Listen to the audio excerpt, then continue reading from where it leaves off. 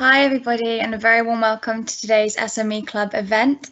For those of you who have not met before, and it is just my voice that you're meeting today, as unfortunately my laptop camera isn't working, but I'm Ruby James, the events lead at Virgin Money Manchester, and we're delighted to be sponsors of today's event. Our teams have been working really hard to support our customers with all of their money matters. So please do get in touch if we can support you with your business banking, or if you'd like to find out more about our newly launched current account and all the benefits of being a Virgin Money customer. We'd also love to hear how you find today's event, so please do tag us in your social media posts. We're at Virgin Money on all social platforms. And today we have an economic update from Philip Shaw, Investec's Chief Economist. So without further ado, I'll hand over to Philip to get things started.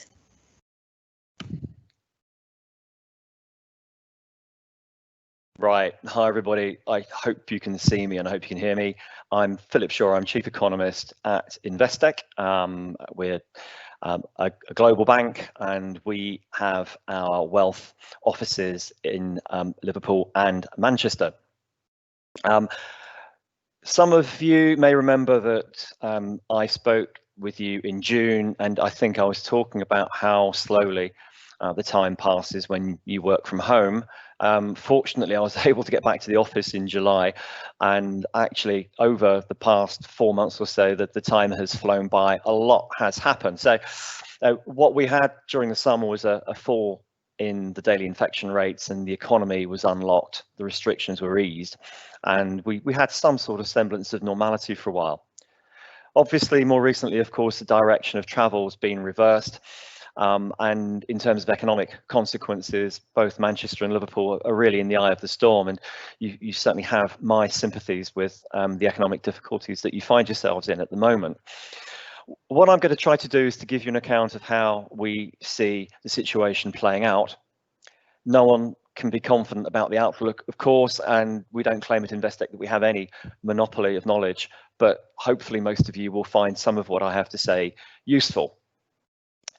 What I'm going to go through is to assess the latest behaviour of the coronavirus, to look at the prospects of the economy over the next perhaps year or so, answer the question whether big tax increases are due soon, look at the prospect of negative interest rates. The B word, of course, will have to come into play, Brexit and the EU trade talks, and I'll try and speak for a short while if we've got time over how the political winds are blowing as well. So there's quite a lot to cover. Starting with the economy, look, it's absolutely impossible to form a view on the economy and economic policy without first having some sort of at least scenario on how the COVID situation is going to pan out. And it's essential, I think, to try and assess the latest state of play.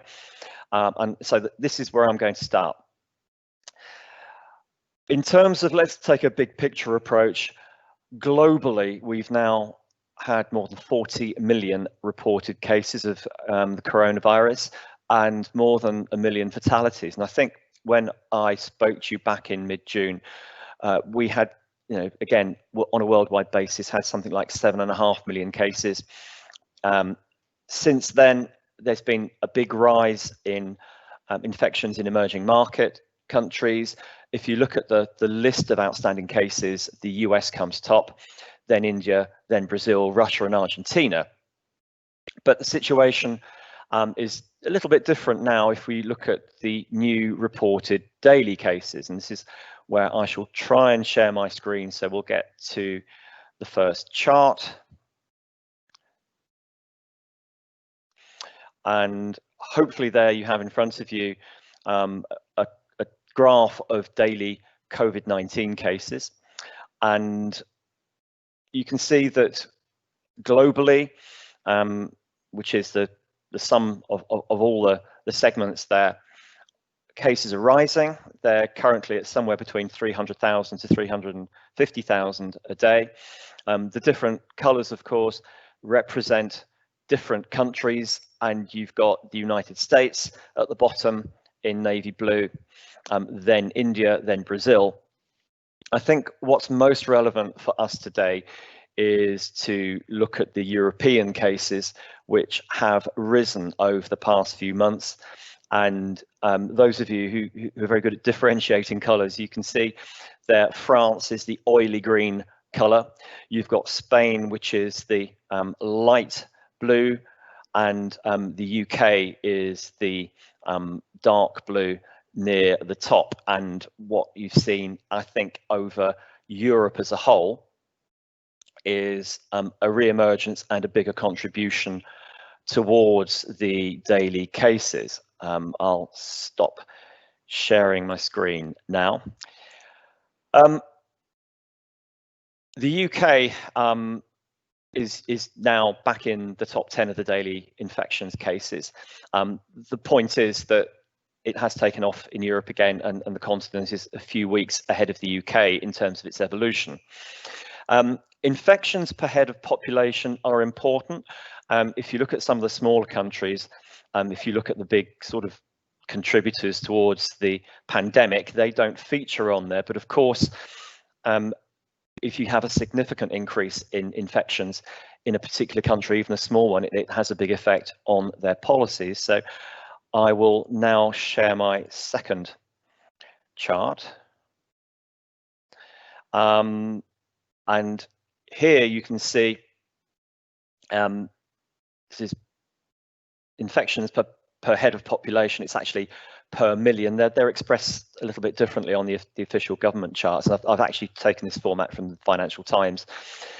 You can see a big increase in all of those countries. The UK proportionately has a higher infection rate at the moment than not only the United States, but also Spain. The French infection rate is worrying, but I've actually singled out Northern Ireland here, which has an absolutely horrible infection rate and rising just out of nowhere since the summer. And if you look at other smaller European countries as well, such as the Netherlands and Belgium, you'll see, again, very proportionately high rates of infection. And that explains why so much of Europe in general is in a lockdown mode. I think what I'll do next is just flick on to the next slide. It's slightly easier. And it's just to give you an idea of the evolution of daily reported cases in the UK. You know, I mentioned that we'd seen a reduction in infection rates over the summer. From August, we began to see an increase there, and you can see the chart that, you know, we're now averaging something like 17,000 cases a day in the UK, and that's far above the peak that we saw in April. And if you were to take a regional approach, it would be pretty clear that the Northwest is, again, very much in the epicenter of that increase. And you can see from the title there, the R rate, or the reinfection rate. I haven't charted it out, but the government estimates now that it's somewhere between 1.3 to 1.5, which means that the epidemic is spreading. So I'll just unshare my chart again here. I think that really explains the direction of travel of the restrictions. So what's going wrong? I think first off, testing capacity was pretty poor, and people weren't caught early enough. Although I understand now that hospitals are now beginning to batch test, which improves the turnaround enormously. Test and trace hasn't been effective enough, and it loses its efficacy anyway as infections climb. And I don't know how many of you have got the NHS coronavirus app. I've got it on my phone. I've had 2 warnings that I have been in contact with people who've been infected over the last 2 days. And then 10 minutes later, I get a message saying, actually, that was a false alarm. So things really aren't working properly. You could argue that people really aren't adhering to the guidelines and the rules. They're not socially distancing properly. The return to university has very much had an influence on the infection rates. I did my master's degree in Manchester, so I know it quite well. My younger son was in Manchester for 4 years. We lived in the student-y areas of Manchester, and if you look at the ward by ward breakdowns, it's fairly clear where the infections are based. I don't know Liverpool as well, but I understand that there is a similar, that they're not as great concentration in Liverpool. If you look at hospitalizations and deaths, they're both rising as well. Daily fatalities are averaging close to around 120. At its trough in the summer, fatalities were down in single figures. But at its peak, if you look at the figures for April and May, deaths were rising at the rate of 1,000 a day. So the obvious question is, if case numbers are so high, why is the death rate relatively low? And one reason is that obviously fatalities lag the case numbers. So if you see an increase in infection rates, then fatalities will follow a few weeks later, unfortunately. But on the more optimistic side, more is now known about how to treat COVID patients, and including drug treatment. So you've got dexamethasone, which is a steroid treatment which helps. You've got remdesivir, which has been developed by Gilead in the States, and I believe Trump has had both of those remedies in hospital. He's probably had a bleach injection as well. But another point is that infections are now more concentrated amongst the young, who are better at fending it off. You've got more testing, which almost automatically means that your infection numbers will rise. And quite an important point here at the end is we have more random testing now. So what you're doing is that you're picking up milder cases, which you weren't before, and asymptomatic people. Whereas before, in March and April, you almost had to be in hospital ill with COVID to get a test. So you have to be very careful when you're comparing the number of infections now with the infections in the spring. And just because we are at record levels doesn't mean the situation is quite as serious as it was. But of course, the lead indicators that we get, which I mentioned earlier, particularly from Spain and France, are not particularly encouraging. And there are more concerns about capacity in intensive care units. So I think, broadly speaking, that's where we are with the pandemic. Turning now to the economy, as economists, we're used to the economic numbers fluctuating somewhat. So if you look at the numbers for economic activity, gross domestic product, or GDP, we're used to GDP growth fluctuating quite a lot over 3-month periods or quarters of the year. And typically you'll get GDP at plus 0.2, plus 0.3% on a quarter. In boom time, you'll get something like plus 1.0%. The GDP number for Q2 on the quarter was a 19.8% fall, reflecting the lockdown of the economy. Now, when we spoke back 4 months ago, I was suggesting that the decline in the economy could be around 27%. So fortunately, it wasn't quite as bad as that.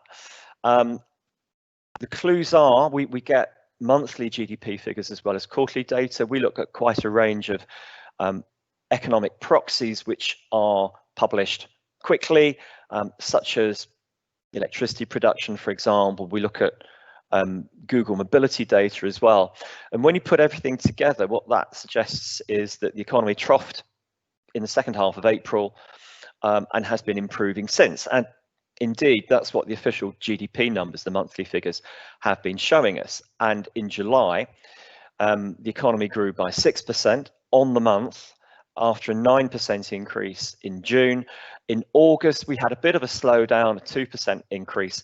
That's still, by historical standards, enormously high. September, to us, if we look at our fast indicators, looks okay as well. That suggests something like a 2% increase. And over the third quarter as a whole, what we reckon is that you'll see the economy expanding by around 16%. That's on the back of a near 20% fall, though, in the second quarter. Now, unfortunately, we think this is where things begin to slow down. There is less of the economy to unlock, or that has been unlocked, and of course the direction of travel of the restrictions has been moving in the other direction. So we've now, as you know, got this simpler tier 3 system. I think it's probably simplified partly because Boris was struggling, as you could probably remember, to remember the old rules. the question is, have we slashed our economic forecasts on the back of the events of the past month or so? And the answer is no, we haven't. And what we had assumed was that even during the summer, that once the furlough scheme, the coronavirus job retention scheme, was over, that it wouldn't be replaced by anything, and you'd see a big change and a big rise in unemployment without any smoothing. Now, it has been replaced by something called the Job Support Scheme, the JSS, which is a short time working measure, which should help to attenuate what would have otherwise been a very big rise in unemployment. So that obviously helps. We've also got in the tier 3 areas around the country a mini furlough scheme, and I realise that the details of that are pretty contentious, but again, they will help possibly a little bit. But in net terms, we're in the process of nudging down our forecasts for the turn of the year and not slashing them. Well, one question on policy is whether we're going to see a circuit breaker in England, as you know, we've seen both in Northern Ireland and in Wales. And I'd say that's not impossible. We would hope for favourable trends in the virus for that to be avoided. But I think in any case, the return to a full lockdown like we had from late March onwards is very unlikely. There's no appetite for this in central government. And it's important to note as well that the measures need to be passed in Parliament now. The government can't simply impose them, and that may well constrain the nature of any lockdown which the government is trying to impose anyway. Now, I say frequently that I don't like quoting numbers when they vary by so much, and I'm more fond of trying to describe economic shapes.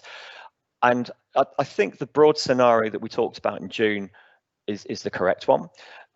We've got a V-shaped recovery in the sense that we've had a massive fall away and a big rebound, but it's a restricted V. And we think that over the turn of the year that we'll be close to flatlining there. Now, one statistic that does give us a fair idea of where we're going to be on the economy is when we think that GDP will return to pre-pandemic levels. And at the moment, I think we would be quite happy if that were to happen by the end of 2022. So we think it's going to be quite a laboured recovery through next year and possibly through 22 as well. So what's the point of all this? What's the strategy? What are the authorities really hoping for? Well, I think the game changer, quite honestly, is a vaccine. When will that arrive? I do manage to speak to quite a few virologists, doctors, medical analysts as well, and they have over the last few months become less cynical and more hopeful about the arrival of a vaccine. And there are quite a few stories floating about that, for example, AstraZeneca Oxford that vaccine may be getting approval from government by the end of the year and being rolled out certainly early next year. It's a 2-shot vaccine, which obviously slows down its implementation, but some people are saying that could actually be done over most of the population within 6 months. And more recently in the States, we've heard stories that Pfizer could actually start a rollout in Britain before the end of this year, and they've got 40 million shots due in the UK. So there is good news on the vaccine, particularly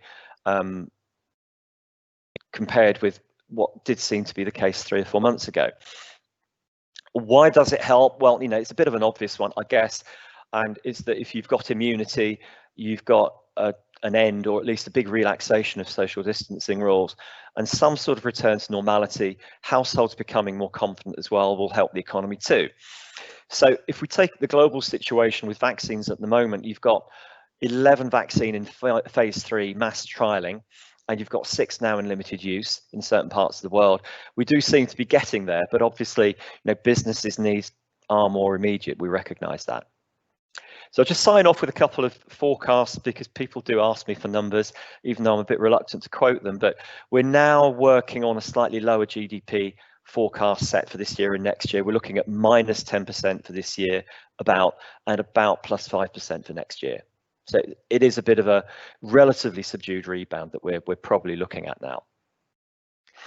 Okay, looking at fiscal measures, Rishi Sunak, the Chancellor, is the most popular cabinet member, but I think if you're cynical, you could argue it's quite easy to be popular when you're giving away other people's money. But having said that, he is a very impressive individual. His advisors seem to be pretty on the ball as well, which helps. And if you look at the furlough scheme, which was implemented, CJRS at its peak, 9.6 million jobs were being furloughed. And without that, you would have had an economic catastrophe, as the weakness in those specific areas would have taken everything else down as well. And more recently, as I've just explained, the cliff edge at the end of October has been averted by the job support scheme for 6 months. And that's a shared contribution scheme from employers and the government. And it's had a disappointing reaction from certain quarters of industry, but it's a system of short-time working which has been in operation in Germany for a very long time. And that seems to be an effective way of managing the pandemic in Germany specifically. If we look at the fiscal position, we reckon that we could be up to a deficit of around 350 billion this year.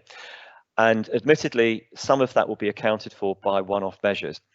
So when those measures drop off in the next fiscal year, we could be looking at a shortfall of around 150 billion. Obviously, that's still huge. And that sort of matches the size of the peak deficit, peak borrowing by the government just after the global financial crisis ended. If you look at outstanding debt, or the debt that's been built up by the public sector, that's now 100% of GDP, above £2 trillion. So, those sorts of fiscal metrics are unsustainable over the medium to longer term, and there will be some adjustment. There's been talk about higher corporation tax, higher capital gains tax, a further restriction of tax relief on pension contributions as well. And I'll just share another slide here just to show you graphically the size of the fiscal position. And you can see there what we have are the 3 lines will represent the latest fiscal year in green and the last 2 fiscal years in maroon and blue. And they show you, they add up the deficit after every month. So once you get to March, it shows you the full fiscal year picture. And you can see the previous 2 fiscal years, I think the deficit numbers were about 40 billion and about 55 billion. And the green line shows you the track, and these are the watchdog estimates from the official Office for Budget Responsibility. And we're heading towards, I think they're showing a deficit of around 320 billion. So that shows you the sheer movement in the fiscal position over that time. Okay, I'll stop sharing my screen now. So does that mean we're due a big tax rise immediately? Well, no, it doesn't, because we would argue that the sheer amount of economic uncertainty means that we need supportive policy from the authorities. Taxes will rise at some stage, but not yet. But what you might see is the Chancellor trying to reinforce the UK's fiscal credibility by announcing perhaps one of those tax increases in the budget whenever it takes place, perhaps in March. Capital gains tax might be one thing he announces straight away.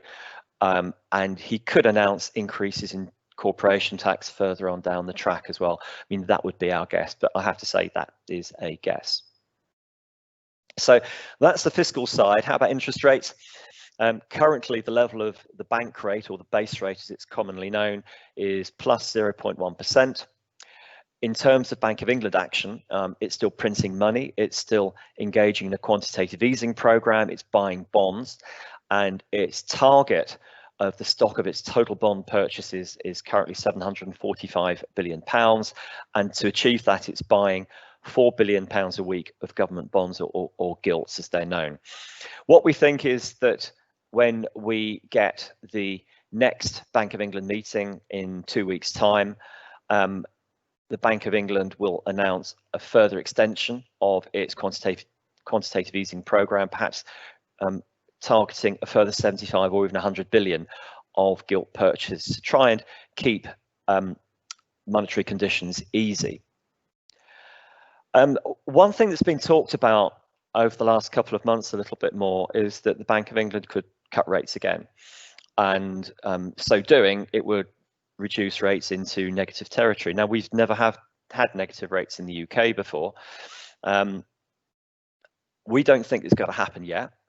Why? I think firstly because it's just really complex to implement, and even bank systems will need to change. And I mean, their computer systems, to see if they can technically handle negative rates.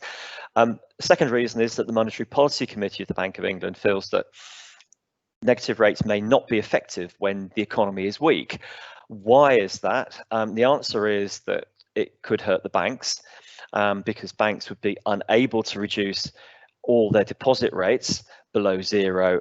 Bank margins would fall, and if bank profitability falls, the banks would be less able to provide credit. So I don't think it's something that the Bank of England is necessarily keen on, and our base case is actually we won't see negative rates over the medium term, but it's something which will be in the Bank of England's toolkit at some point, and we wouldn't rule it out. And indeed, the consultation between the Bank of England and the commercial banks are just starting, and perhaps in 6 months, 9 months, it could be a realistic possibility.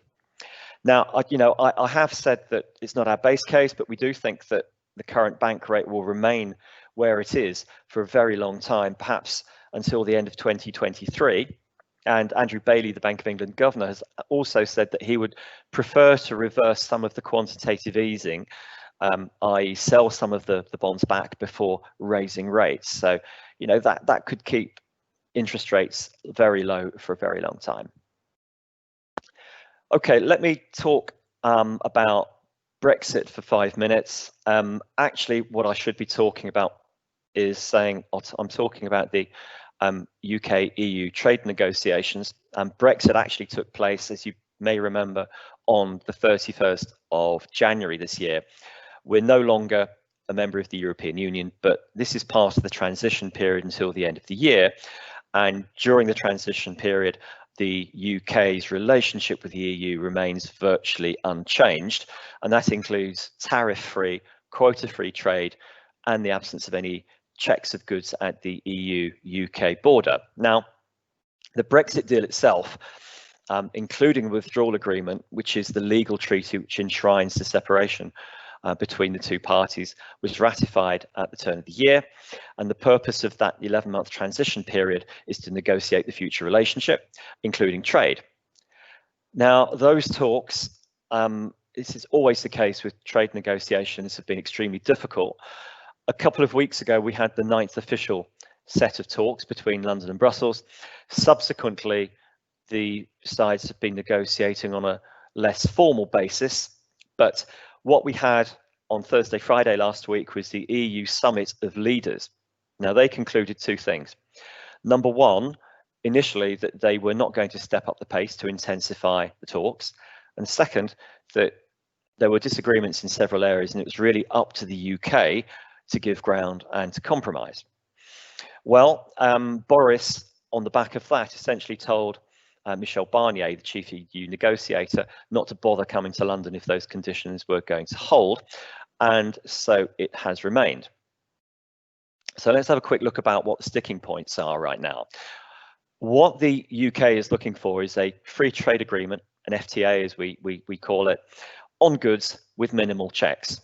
Now, three areas of disagreement. The first is that the EU is complaining that the UK will not sign up to commitments to a limit amount of state aid to companies, to simplify the matter, i.e. that it will undermine the EU's competitiveness by not adhering to the level playing field. The second point of disagreement is that the EU is looking for continued fishing rights in UK waters, as if the EU is as if the UK was still an EU member. And the third one is that the two sides just disagree on the government's procedures to settle disputes. And the words European Court of Justice in certainly government circles are pretty toxic. Now, the UK's general complaint is that the EU doesn't really recognise that the UK is now a sovereign nation.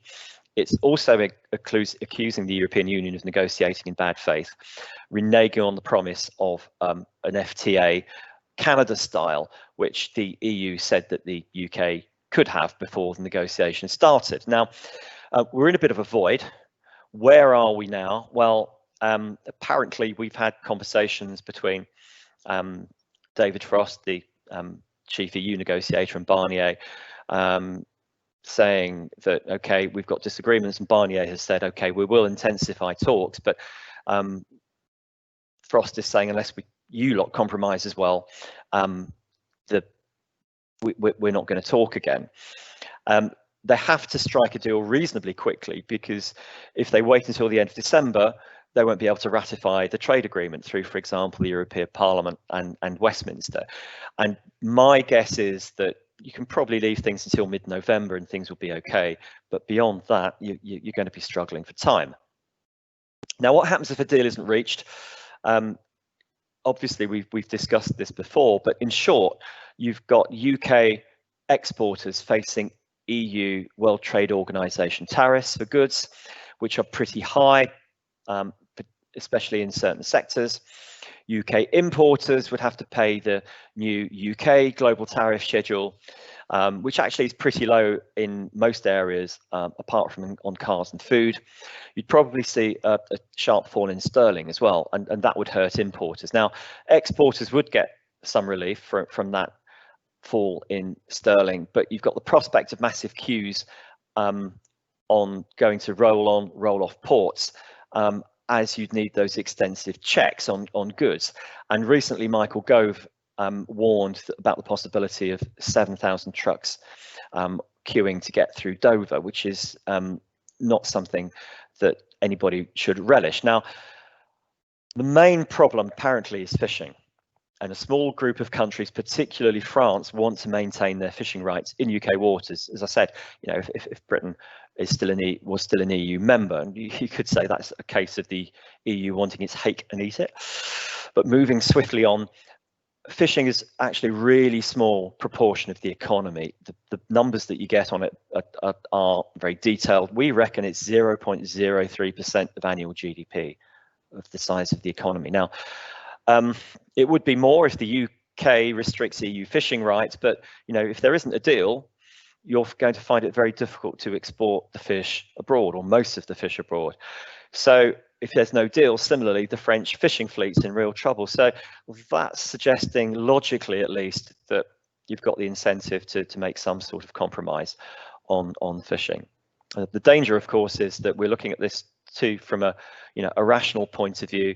Something irrational happens, we hope that's avoided. At the moment, we've got suspension of the talks, but it's possible that Frost and Barnier get on the phone again very soon, and that they restart the intensified talks soon. Our baseline is that there's going to be a deal. Just politics. Very briefly, Boris is struggling at the moment. The Tories have got an overall majority of around 80 following December's election. The Tory lead in the opinion polls, by the way, in mid-April was around 20% or more over Labour, and they're now neck and neck in most polls. And I think the government is struggling with a very tough job, which in areas, I think, if I'm going to be fair, they're doing really badly. The other thing which has helped Labour, of course, is the replacement of Jeremy Corbyn with Keir Starmer, who is turning out to be a more effective leader than the Conservatives hoped. Boris, how's his health? We don't know. There's some rumour that he's suffering from long COVID, and number 10 Downing Street just refutes those allegations point blank. I think one has to remember that he's got a young child, which is tough for most people. He's apparently not finding it easy financially because he's had to take a big pay cut since he became Prime Minister, so that's not helping. And he's facing a number of very rebellious MPs on further restrictions in his own party. And he's not only got the traditional Tory right, which is up in arms, but he's got the red wall of MPs, which is very, he's on whom he's very dependent for another majority come the next election, if he fights it. So he is struggling. Now, I think I've been talking for about half an hour, a little more. I think I need to give you a break from listening to me. I was going to talk about US politics, but perhaps if we stop there and we turn to some questions and answers now.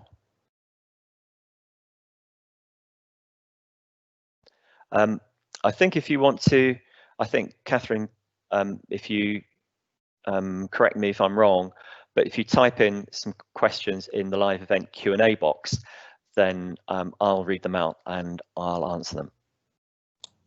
Yep, there's one there already for you, Philip. Okay, right, I've got it. And I'll keep the questioners anonymous, but the question is, what is the expected impact of the withdrawal of the VAT retail export scheme? The retail sector's really come out in arms about this. Is it a good idea? I think the retail sector's had a bad enough time of things recently, and obviously structurally as well. Yeah, it really doesn't help at all. It would have a bigger impact in the big tourist centres. I mean, London in particular, Edinburgh, but no doubt Liverpool and Manchester would be hit by it as well. And if people, overseas visitors to the UK, can't claim VAT off purchases, then obviously, to some degree, that is really going to hit the retail sector. We don't know by how much at the moment, but the retail sector, as I mentioned, has had its woes over recent months, and this really isn't going to help. I think if you'd like to type in your questions in the box, I'd be more than happy to read them out. So in the absence of any further questions, at least for now, let me give you 2 minutes on how we see the US election situation unfolding. Clearly, Donald Trump is struggling in the polls at the moment, and if you look at the national polls, he's somewhere around 9% behind Joe Biden.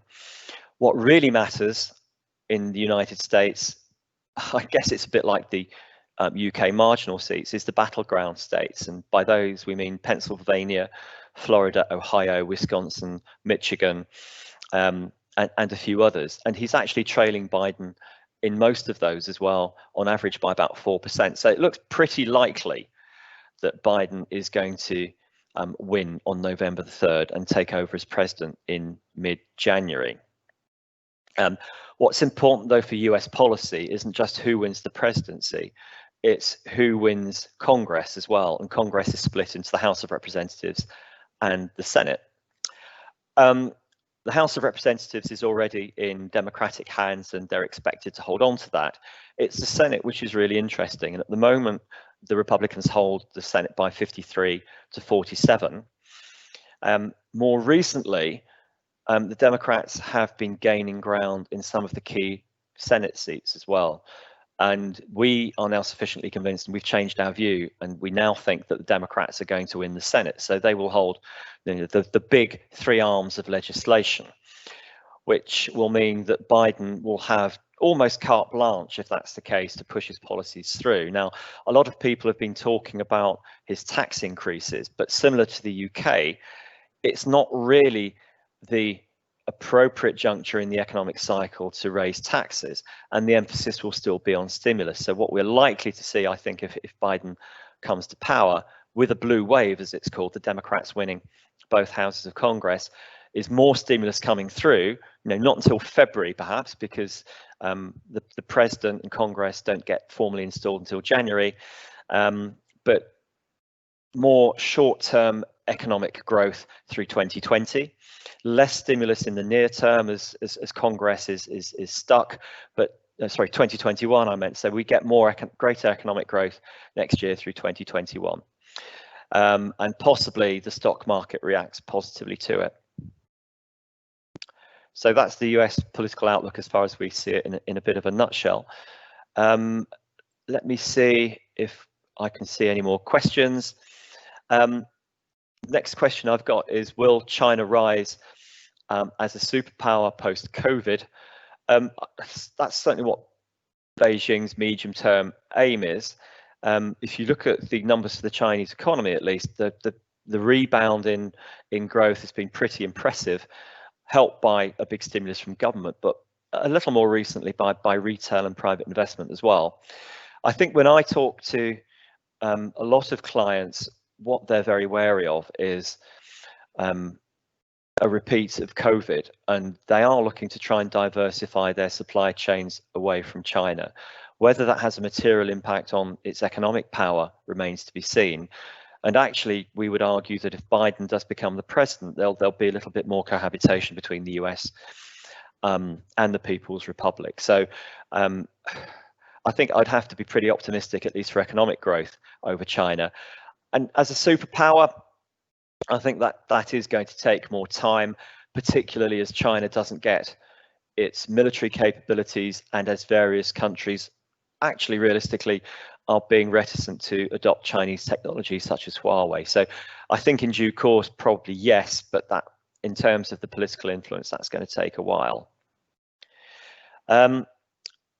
Question on the automotive sector. Is the automotive sector a large sticking point in discussions? I can't see the end of the question there, but yes, it has been a sticking point, and something called rules of origin are important here as well. And I think rules of origin mean that the UK would have to have a 60% content from the EU to get tariff-free trade, and so that it reduces the checking at the borders as well. And the UK has wanted the Japan and possibly Canada to be included as part of that 60%, but the EU has said no. And I think the UK has basically resigned to the fact that they will not be included on that list. So there will be a degree of tariffs, I think, on UK cars. Comment on China, growth nearly 5%. Is there anything we can take away from the short to medium or the long term? Can we take a hard look at the structure of the economy, I presume the UK economy, moving forward here? Yeah, China's system is very different. I think first off, it's more used to dealing with pandemics, as other Southeast Asian economies are as well. It imposes draconian measures as well, which gives it more control over what happens in the economy, I guess. And there seems to be greater compliance in, I think, Asian economies generally with the rules. I don't know. I think there does seem to be a trade-off between, the power of the state, actually its readiness as well, and the amount of economic growth. I guess there are political trade-offs here where I think culturally we would not like to see the sort of power that the UK has, that China has in the UK. And that's certainly very much reflected in what we're seeing in Parliament at the moment. On the structure of the economy moving forward, would we want more manufacturing? We probably would. I think what we obviously do need is a good look at the way that we have, we test and we trace in our medical facilities, because if you have one pandemic, then obviously you feel that it's likely that you have another pandemic which has a similar effect on the economy if you're not careful. So I think those are perhaps a couple of the lessons going forward. Next question, do we have a view of the impact of COVID on the economy against other events in history, such as World War II? Yeah, I think it's different in the sense that we've had a closing off of the economy, and the reopening hasn't been full, and we've got a partial reversal of those de-restrictions. So is that the same as World War II? I guess it is, in the sense that during the war we were producing weapons rather than consumer goods. What is similar, I think, is the effect on the public finances. And in the post-war environment, the UK reduced the importance of its outstanding debt. It ran very high deficits, but its debt mountain was reduced in real terms by higher inflation. And that's a much more difficult route for the UK to take now, partly because investors are more savvy. Secondly, because about a quarter of our debt is linked to prices, so you literally can't inflate the debt away. So yes, I think it's going to take a long time for fiscal metrics to come good. The parallel that I think I have drawn on before is with the Spanish flu and with the US situation, where if you de-restrict the economy too early, then you get second waves, and that's certainly what we've seen in the US, arguably to an extent in the UK. How are trade talks progressing with non-EU countries? Well, we've got a trade deal with Japan, so that's positive, and it largely mirrors the deal which was achieved with the European Union. That's the Japanese deal. Obviously, what we've been talking about is a deal with the United States. That I think is going to be put on hold if and when Trump loses in November. You might find that Joe Biden takes a more pan-European outlook in his foreign policy and tries to strike a deal with the EU first. At the moment, we don't know, and of course, we don't know the result of the election. We have managed to roll over a number of trade deals that we had in the with the EU, but they're relatively small, and I think that the larger third-party deals have been restricted to Japan. Any views over the COVID and Brexit impacts upon the FTSE corporates? Yeah, difficult question, but our view is that, number one, we get a Brexit deal, i.e. we get a trade deal. What should happen there is that you should get a rise in sterling to the mid 130s, for example, against the US dollar. So, that's good for importers. I think it's also good for those stocks which have a domestic focus, because there's been a reticence to invest in stocks, such as house builders, support service companies to an extent, because of the uncertainty posed by Brexit.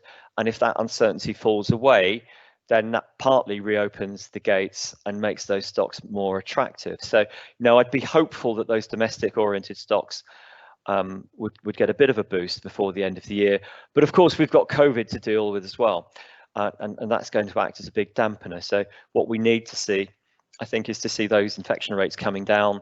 And of course, don't forget news of a vaccine. And if you get news from AstraZeneca, from Pfizer, and any of the other 9 drugs manufacturers which have got drugs in phase 3 trials, then that's positive for stocks generally, and it's not just for domestic facing companies. And yeah, I mean, if you look at the FTSE 100 index, about 2/3 of earnings are from overseas earnings, namely the big international companies, e.g. BP, Shell, HSBC, Unilever. So the international situation is important. Got a couple more questions here, I'm glad to say. What are the most realistic options for the UK to pay down its COVID debt without causing damage to growth in the economy? Does our view lead to severe austerity measures and to cuts in the welfare state and local services? Well, I think the answer is that that debt mountain gets paid down very gradually. And obviously, you can reduce the deficit, but if you want to pay down outstanding debt, what you have to do is to run a surplus, and that really isn't feasible with the deficits that we're looking at, the numbers I spoke about earlier. What we're likely to see, I think, is to try and get the deficit down to more manageable levels so that the ratio of debt to GDP falls back. So you could be looking at, perhaps getting the deficit down from 350, 150 down below 50 once again. And that's when you begin to see that debt to GDP ratio falling. But that's going to be a while. I would judge that the main measures will be the ones that I mentioned. It's not completely out of the question that we get a rise in income tax at some stage, though that would be counter to the current government's manifesto, obviously, so that's unlikely. But I think the idea of going back into sharp spending cuts, I think that moment has passed, after the global financial crisis. And remember the political point as well. The government effectively won the 2019 election by promising the Red Wall seats more infrastructure. and going back on that promise and actually going back on welfare spending generally would really be politically unacceptable. So I think that is unrealistic. How badly affected are the large pension funds? That's a good question. I don't know, but you would imagine that anybody running a defined benefit scheme at the moment is going to be struggling with the fall in bond yields, which increases liability rates. So unless they're actually fully matched, funded, they're going to be struggling there. And of course, that equity prices have fallen back from their peak. So in terms of what pension funds hold as their asset base fall back at the same time. So I think that probably applies more to defined benefit schemes and corporates that own those schemes rather than the pension funds, though I can't say that I'm an expert on that one. Question, do I see the Tories raising corporation tax while they're struggling so badly just now? Actually, yes, I do. I think not immediately, because I've argued that economic circumstances means that you should be giving money away, if anything, not clawing it back net. And the argument would be, the government will use, I think, is that, look, we've had big help provided to the corporate sector, directly and indirectly. So firstly via the C-bill schemes, the CL bill schemes, the lending schemes, but also the furlough scheme and the short time working scheme, which has helped corporates to hold on to their labour forces. And the government will probably say that it's time for the corporate sector to give some money back, and the corporate tax rate of 19% is not high by European standards. So I do expect corporation tax to go up, but not yet. Question, should importers be buying currency forward? It really depends how risk averse you are. If you think that we're not going to get a deal by mid-November, then sterling is likely to fall, and then taking cover now obviously would be beneficial. Our central view is that there will be a deal, and it's in everybody's interest for that to happen, both sides. And so our baseline case is that you see sterling in the mid-130s against the US dollar by the end of the year on that eventuality. So, on that scenario, I would not be buying cover forward if I was an importer. Without wanting to give investment advice, another option would be options, to buy some call options if you don't want to commit yourself to a forward purchase. But going back, it depends how on your degree of risk aversion. How frequently do I polish my crystal ball? Well, that's a great question. Yeah, but I think it's several times a day at the moment, which is why I don't like talking about numbers quite so much. I do like talking about shapes, but it's a very good and appropriate time to say, look, we don't have a great crystal ball. We have no monopoly on knowledge. I hope you found this chat useful. Thank you for listening, and thanks very much for all your questions. Thank you.